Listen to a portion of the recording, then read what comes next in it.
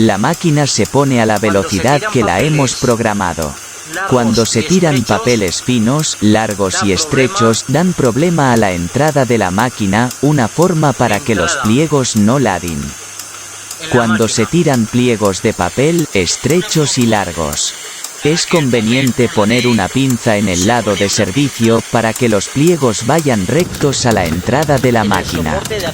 La máquina se pone en servicio. Antes de coger el papel, la bandeja de entrada sube hasta los chupones aspiradores en el momento que se pone la presión.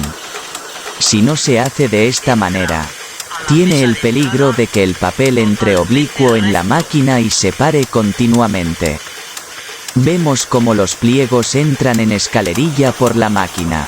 El tacón del lado de servicio es colocar una pinza en el soporte sujeta pliegos del lado donde haga el registro la Speedmaster.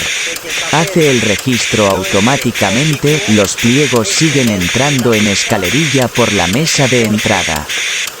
La máquina se pone a la velocidad que la hemos programado. Cuando se tiran papeles finos, largos y estrechos, dan problema a la entrada de la máquina, una forma para que los pliegos no ladin.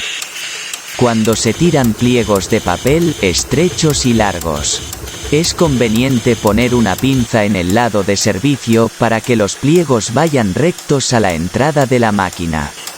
Es colocar una pinza en el soporte sujeta pliegos del lado donde haga el registro la Speedmaster. Si no se hace de esta manera, tiene el peligro de que el papel entre oblicuo en la máquina y se pare continuamente. El tacón del lado de servicio hace el registro automáticamente, los pliegos siguen entrando en escalerilla por la mesa de entrada.